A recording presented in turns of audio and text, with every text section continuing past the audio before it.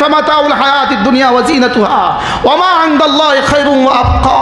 রব্বে কারীম বলেন তোমাকে আমি যা দিয়েছি মিন শাইইন ওয়া মা উতীতুম মিন শাইইন, যদি তুমি ইলন মাস্ক হও, তার প্রতিদিনের বেতন যদি হয় $27 কোটি, প্রতিদিনের বেতন $27 কোটি হয়, যদি সারা পৃথিবীর 800 কোটি মানুষ প্রত্যেকের বেতন $27 কোটি হয়, রব বলেন এটা দুটো ভাগে বিভক্ত।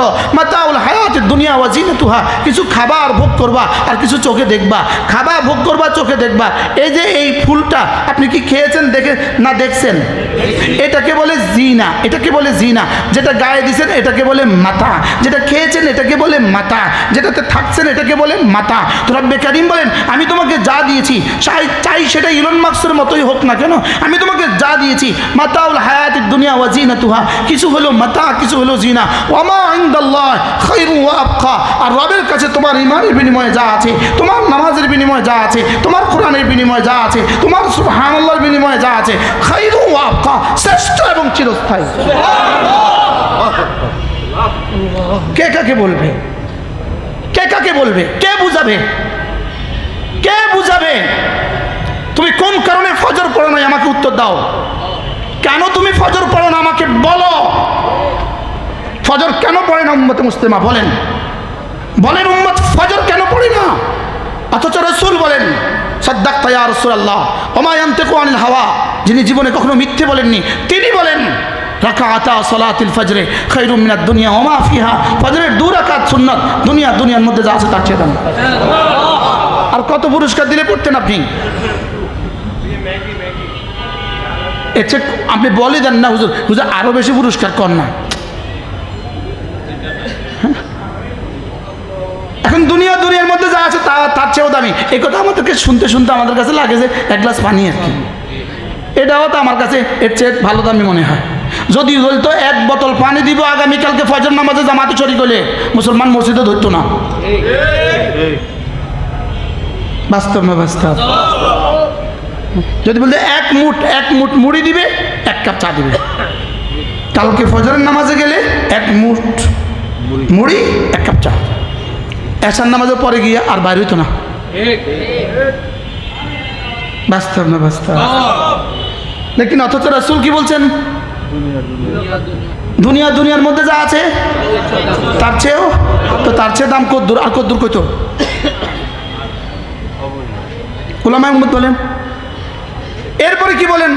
মান সাল্লা সালাতাল ফজর ফাহুয়া ফি যিম্মাতিল্লাহ, যে ফজর নামাজ পড়লা সে আমি আরশে আজিমের মালিকের জিম্মায় ঢুকে গেলাম।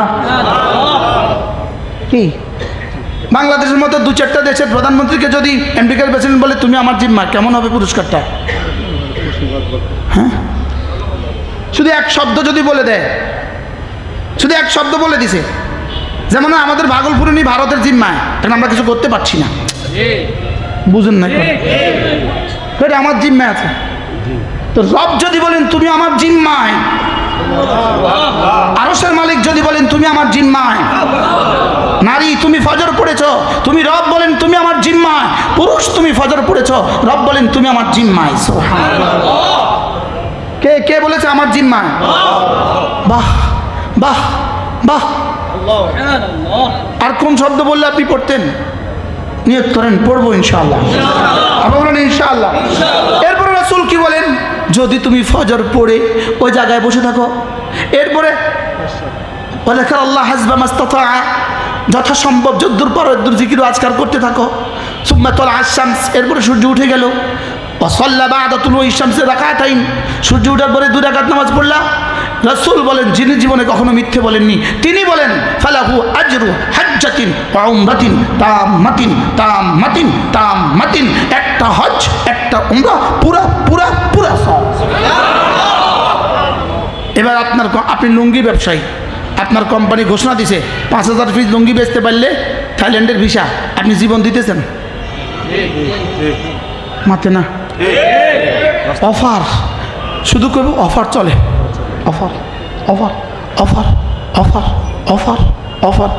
বিবি ফোন দিছে, তোর ফোন অফার, বাগনির বিয়া বোন মাফ করে দে, অফার চলে।